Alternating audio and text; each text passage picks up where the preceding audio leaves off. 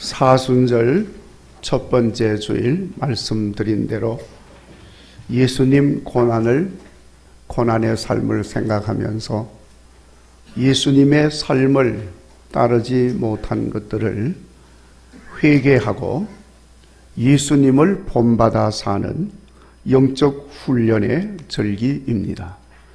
여러분, 금년 사순절은 진실로 우리 영적 훈련에 더 힘쓰셔서 성숙한 예수님의 사람, 그리스도인으로 새로워지는 은혜의 절기가 되시기를 간절히 바랍니다. 그러려면은 이 사순절 기간에는 무조건 예배당에 열심히 나와야 합니다. 힘들어도 나와야 합니다. 예배 때마다, 기도 때마다, 봉사하는 것마다 열심히 나와서 몸으로 하다 보면은 영적 훈련이 기가 막히게 될 줄로 믿습니다. 그래서 자신도 모르게 예수님 모습이 거기서 나타나는 것을 우리 서로가 다 볼 수 있게 될 줄로 믿습니다. 그래서 교회에서 이 2달, 2월, 3월이죠. 열심히 여러 가지 내용을 가지고 진행을 하니까 함께 해 주시기 바랍니다. 그래서 오늘은 먼저 깨끗한 하나님의 백성이라는 제목으로 오늘 말씀을 중심으로 해서 우리 은혜를 나누려고 합니다. 자, 여러분, 우리 하나님의 사람을 상징하는 옷이 색깔이 있다면 무슨 색일까요? 자, 여러분 생각을 해보세요. 까만색, 빨간색, 파란색, 흰색. 네. 그냥 찍으면 25%입니다. 흰색입니다. 흰옷 입은 백성들이, 하나님의 백성들이 입는 옷의 색입니다. 출애굽기 28장에 보면 구약시대 제사장들의 옷에 대해서 말씀을 하고 있는데, 제사장들이 입은 옷은 겉으로는 이런저런 보석도 붙이고 뭘 이렇게 해서 아주 화려하게 장식을 했어요. 그런데 속에 입는 속옷은 반드시 세마포 옷을 입는데 그 색깔은 흰색이었습니다. 흰옷 속옷을 입는 거예요. 그때 붙인 이런저런 화려한 장식들은 하나님의 위엄, 하나님의 권위, 하나님의 아름다움을 드러내고자 하는 것이지만 속에 입는 흰옷은 깨끗함을 의미하는 것입니다. 자, 그런데 우리 그리스도인을 상징하는, 하나님 백성을 상징하는 색이 흰색이라고 그랬는데, 우리 목사님들이 가운을 입으면 까만색 가운을 입어요. 그래서 이게 조금 이상하지요? 성경에는요, 까만색 옷을 입은 사람을 저 우상 숭배하는 제사장들이 까만색 옷을 입었다고 표현을 하고 있습니다. 자, 그래서 우리 교단에서 이걸 좀 연구를 좀 해서 우리 복식연구위원회가 만들어져 가지고 이 가운 컬러에 대해서 좀 연구를 했어요.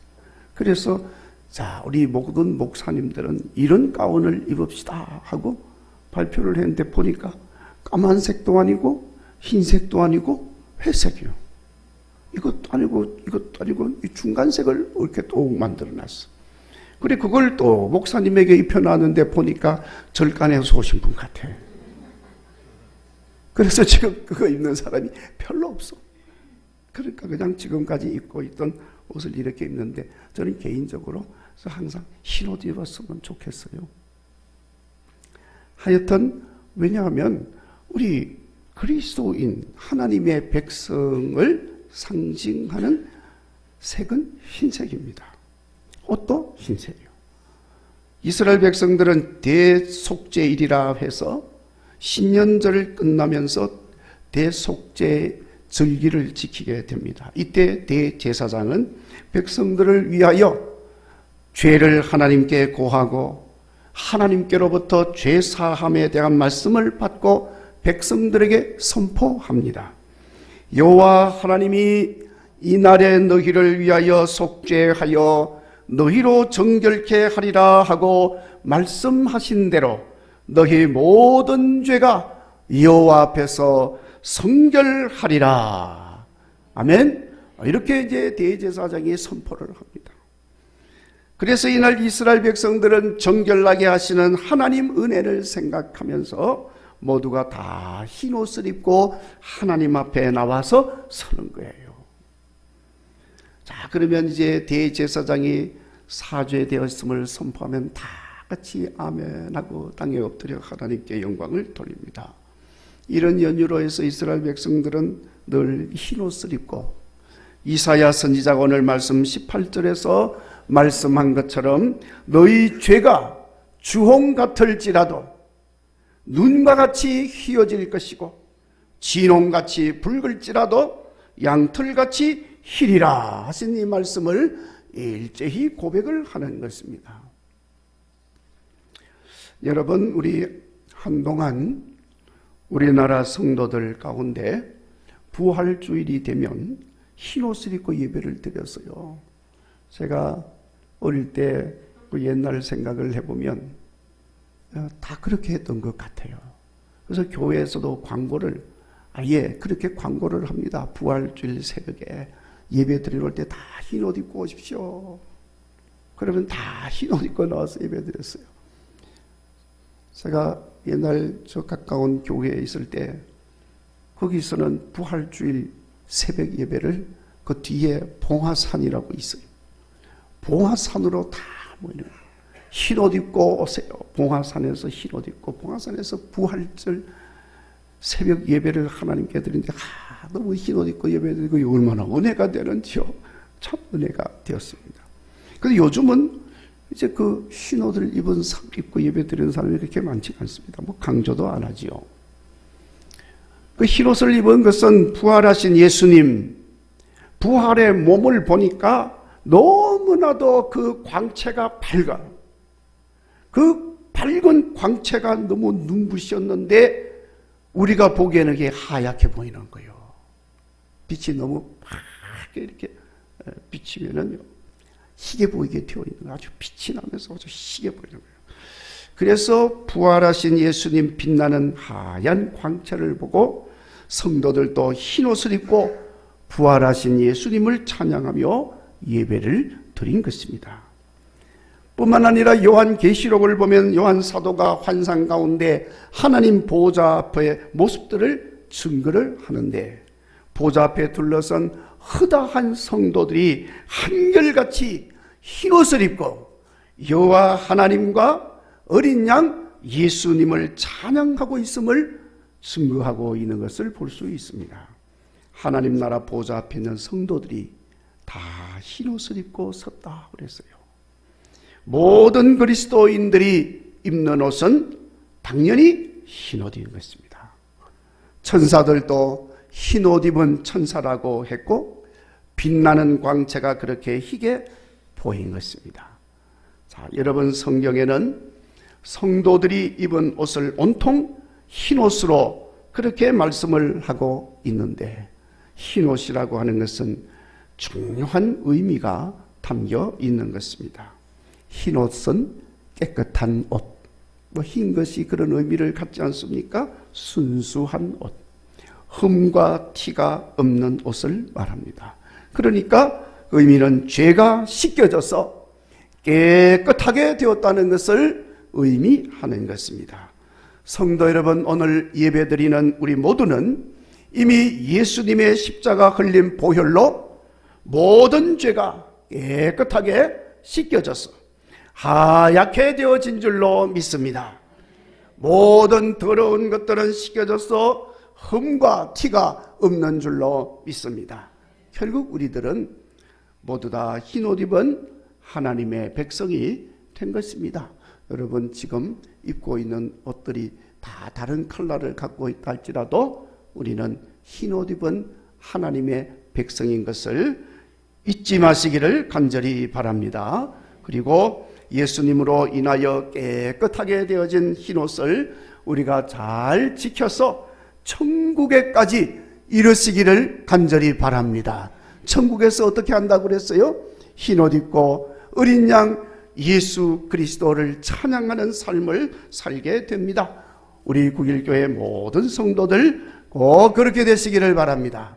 그래서 금년 사순절 기간은 여러분 우리가 그리스도께서 내게 입혀주신 흰옷을 잘 살펴보시고 더러운 부분이 있으면 회개하고 다시 깨끗하게 하는 그런 기간으로 삼으셔서 흠과 티가 없는 깨끗한 성도로 새로워질 수 있기를 간절히 바랍니다. 오늘 말씀 18절 말씀에 이사야 선지자가 말한 것처럼 주홍같이 붉을지라도 진홍같이 붉은 죄라도 눈같이 양털같이 희게 된다 예언하였는데 예언한 그대로 여러분 예수님으로 인하여 우리에게 다 이루어진 줄로 믿습니다. 죄가 씻어져서 깨끗하게 되었다는 것입니다. 이렇게 죄가 씻어져서 깨끗하게 되었다는 것은 여러분 죄만 없어진 것이 아니고 죄로 인하여 씌워졌던 모든 죄의 짐도 깨끗하게 벗겨졌음을 말씀을 하시는 것입니다. 예수님께서 말씀하셨습니다. 수고하고 무거운 짐진 자들아 다 내게로 오라. 내가 너희를 쉬게 하리라. 죄의 모든 무거운 짐을 벗기시고 가볍게 편안하게 해 주신다는 말씀인 것입니다. 이 말씀대로 여러분 우리가 다 죄 사함 받고 깨끗하게 되었으므로 죄짐도 벗겨지고 자유하고 편안한 하나님의 사람이 되어진 줄로 믿습니다. 여러분 죄짐은 탐욕으로 인한 모든 불안과 걱정과 염려의 짐입니다. 흰옷 입은 하나님의 백성은 그 죄짐이 벗겨진 것입니다. 그래서 욕심은 다 사라지고 평안과 감사로 가득히 채워지는 줄 믿습니다. 이것이 여러분 속에 있기를 주의 이름으로 축원합니다. 여러분 죄짐은 교만으로 인한 고독과 무책임과 무질서의 짐입니다. 흰옷 입은 성도는 그 죄짐이 벗겨졌습니다. 그래서 이기적인 생활 태도를 다 벗어버리고 더불어 함께 하면서 책임 있고 질서 있는 삶을 살아가게 되는 것입니다. 죄짐이라고 하는 것은 죽음에 이르게 하는 절망과 낙심의 짐입니다. 그러니까 흰옷 입은 그리스도인은 예수님으로 인하여 모든 죽음의 절망과 낙심이 다 벗겨졌습니다. 그래서 영원한 생명과 희망의 삶을 우리는 훌륭하게 살아가게 되는 것입니다. 우리 모두 예수님으로 인하여 이런 죄짐들이 벗겨진 것을 믿으시고 흰옷 입은 성결한 성도의 삶을 훌륭하게 이어가시기를 간절히 바랍니다. 당연히 우리 주님께서 깨끗하게 하여 주신 흰옷이기 때문에 누구도 더럽다 할 사람이 없습니다. 우리를 늘 고발하는 저 마귀 사탄이라 할지라도 감히 우리를 더럽다고 정죄하거나 비난할 수가 없습니다. 여러분 스가랴 3장에 보시면은 여호와 하나님 앞에 더러워진 옷을 입고 부끄러워서 얼굴을 들지 못하고 서 있는 대제사장 여호수아를 사탄이 비난하면서 하나님께 고발하는 내용이 기록이 되어 있습니다. 대제사장 여호수아는 바벨론 포로지에서 돌아와서 총독 스룹바벨을 도와서 예루살렘 성전을 건축하기 위해서 온 힘을 쏟은 사람이었습니다. 그러나 주변의 조속들의 방해로 인해서 그리고 백성들의 안일함으로 인하여서 진도가 나지를 않습니다. 더 이상 성전 건축을 진행할 수가 없습니다. 그래서 성전 건축이 중단이 되어가지고 15년 동안이나 지나게 되었습니다. 사탄은 그것을 두고 여호수아를 하나님 앞에 비방하면서 고소를 하는 것입니다. 그러니까 여호와 하나님께서 그렇게 고소하는 사탄을 책망하면서 말씀합니다. 사탄아, 예루살렘을 택한 여호와가 너를 책망하노라. 이는 불에서 꺼낸 그슬린 나무가 아니냐. 인원이라고 하는 것은 숯검대기 같이 변해버린 이스라엘 백성들을 말하는 것입니다. 그러니까 그 숯검대기 같은 백성들 속에서 그들을 데리고 주님 주신 사명, 성전 건축이라고 하는 그런 위대한 사명을 잘 수행하려고 밤낮으로 이리 뛰고 저리 뛰고 다니다가 그만 자기도 모르게 숯검대기가 옷에 묻어가지고 더러워진 옷이라 하시면서 우리 하나님이 말씀합니다. 옆에 서 있는 자들에게 그 더러운 옷을 벗겨라. 그러면서 여호수아에게 말씀을 합니다. 내가 네 죄과를 제하여 버렸으니 네게 아름다운 옷을 입히리라. 하나님께서 선포하십니다. 하나님이 여호수아의 더러운 옷을 벗기고 여호수아의 죄를 씻어주시고 아름다운 옷을 입혀주셨습니다. 그러니까 고발하던 사탄도 아무 소리 하지를 못했습니다. 둘러선 자들 가운데 그 누구도 감히 여호수아의 더러워진 옷에 대해서 말하는 자가 없었습니다. 여러분, 이 사실은 장차 오실 메시아 예수님으로 인하여 우리의 더러운 죄를 그리스도의 보혈로 씻기시고 깨끗한 흰옷 그리스도의 옷으로 입히실 것을 예언하신 말씀입니다. 그리고 그렇게 예수님으로 인하여 깨끗하게 된 흰옷을 입은 우리들에 대해서 누구도 감히 깨끗하게 된 것을 거부할 수가 없고 부정할 수가 없고 정죄할 수가 없다는 것을 말씀하신 것입니다. 성도 여러분, 이제 우리 그리스도인들은 하나님께서 여호수아의 더러워진 옷을 벗기고 아름다운 새 옷을 입히신 것처럼 예수님 보혈로 깨끗하게 된 새 옷, 흰옷, 그리스도의 옷을 입은 성도가 되어진 줄로 믿습니다. 누구도 부정할 수가 없습니다. 다시 더럽게 할 수도 없습니다. 그러므로 날마다 더욱더 깨끗한 옷을 우리 스스로가 잘 지켜서 주님 앞에 부끄럽지 않은 성도로 설 수 있게 되기를 간절히 바랍니다. 그러면 어떻게 깨끗한 흰옷을 입은 자 된 우리가 깨끗하게 흰옷을 건사하며 살아갈 수가 있습니까? 이사야 선지자가 오늘 세 가지로 말씀하고 있습니다. 오늘 이사야 선지자의 말씀의 핵심은 여기에 있습니다. 첫째로 16절, 하나님 앞에서 악한 행실을 버리고 행악을 그쳐야 한다고 했습니다. 하나님 앞에서 행하는 악한 행실이라고 하는 것은 우상 숭배를 말하는 것입니다. 하나님을 버리고 하나님을 배신하고 부인하는 삶을 말하는 것입니다. 여호와 하나님을 가정되이 섬기는 것을 말하는 것입니다. 여호와 이름을 망령되게 하는 것입니다. 다른 말로 하면 하나님을 기만하는 행위를 말하는 것입니다. 결코 용서받을 수가 없는 행위인 것입니다. 여러분, 사도 바울은 로마서 13장 14절에서 우리 주 예수 그리스도로 옷 입고 정욕을 위하여 육신의 일을 도모하지 말라 하고 말씀을 했습니다. 예수님을 믿고 구원받은 성도들은 그리스도로 옷 입었으므로 무엇보다도 여호와 하나님을 경외하는 신령한 영적 삶을 살아야 한다는 것을 말씀하고 있는 것입니다.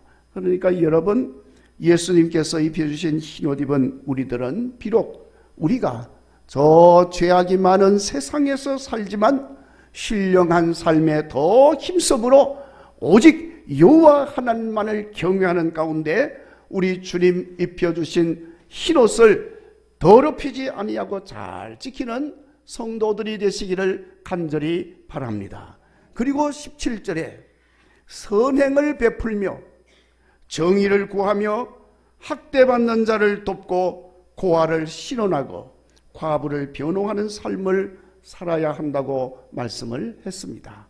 당시 이스라엘 백성들은 하나님 섬기지 않고 우상 숭배한 것뿐만 아니라 그것도 모자라서 사람들에게 얼마나 포악한 행동을 일삼았는지 모릅니다. 불의를 행하고 부패하고 거짓된 삶을 살았던 것입니다. 그래서 오늘 이 말씀을 하고 있는 것입니다. 그러니까 하나님의 흰옷을 입은 백성들은 의로우신 하나님 앞에 의로운 삶을 살아야 한다는 것을 말씀을 합니다. 예수님이 입혀주신 옷, 그것을 그래서 의의 옷이라고도 표현을 하고 있습니다. 그러니까 흰옷 입은 성도들은 의로운 삶을 살아야 돼요. 모든 사람들을 유익하게 하는 삶을 살아야 합니다. 왜냐하면 여러분, 의와 유익이라고 하는 것은 항상 같이 있는 한 세트입니다. 의로운 삶은 유익하게 하는 삶입니다. 유익하게 하는 삶이 의로운 삶인 것입니다. 무익하게 하고 해롭게 하는 삶은 불의한 것입니다. 그러니까 의로운 삶은 반드시 사람들을 유익하게 하는 것입니다. 여러분, 요한계시록에 증거하고 있습니다. 어린 양 혼인잔치 기약이 이르렀고 그에게 빛나고 깨끗한 세마포 옷을 입도록 허락하였으니 이 세마포 옷은 성도들의 옳은 행실이라 하고 말씀을 했습니다. 성도들의 옳은 행실이 곧 의의 옷을 입은 그리스도인의 삶의 모습인 것입니다. 사랑하는 성도 여러분, 옳은 행실은 가진 자, 힘 있는 자, 돌봄이 없어도 잘 생활할 수 있는 자에게도 행해져야 하겠지만, 특별히 오늘 말씀은 가지지 못한 사람들, 돌보아주지 아니하고 도와주지 않으면 살 수 없는 연약한 사람들, 고아와 과부와 나그네 같은 자들을 유익하게 하는 삶을 사는 것을 말하고 있습니다. 그러므로 그리스도의 옷, 의의 옷, 흰옷 입은 성도들은 바로 그러한 사람들을 잘 돌아보고 도와주고 섬기고 유익하게 하는 이런 삶을 살아야 하는 것입니다. 그것이 의고 그것이 유익이고 그것이 깨끗한 성도의 삶이고 흰옷을 깨끗하게 지키는 삶이 되는 것입니다. 성도 여러분, 사순절입니다. 우리 예수님의 삶을 본받아 사는 절기입니다. 특별히 이렇게 돌봄이 필요하고 도움이 필요한 연약한 사람들을 유익하게 하는 의의 삶을 사시어서 우리 주님께서 입혀주신 흰옷을 잘 지키시기를 간절히 바랍니다. 마지막으로 흰옷 입은 성도들은 20절 하나님의 말씀을 거절하며 배반하지 말고 순종하는 삶을 살아야 함을 말씀하고 있습니다. 그래야 우리에게 입혀주신 그리스도의 흰옷을 깨끗하게 흠이 없이 지킬 수가 있는 것입니다. 결국 여호와 하나님을 경외하는 삶이나 사람들을 기쁘게 하고 또 하나님 앞에 의롭게 하는 삶이 하나님 말씀을 믿고 순종하고 행하는 것에 있음을 알 수가 있는 것입니다. 믿고 순종하는 삶으로 인하여 주님 입혀주신 흰옷을 잘 지키시고 마지막 그날 주님 앞에 설 때 흠없고 티 없이 깨끗한 성도로 설 수 있기를 주의 이름으로 축원합니다. 그래서 오늘 19절 하나님이 주신 땅에 아름다운 소산을 먹으리라 하신 그 말씀대로 이 땅에서도 아름다운 소산을 풍족하게 먹고 영원한 하나님 나라에서도 지속적으로 아름다운 소산을 먹을 성도들이 되시기를 주의 이름으로 축원합니다.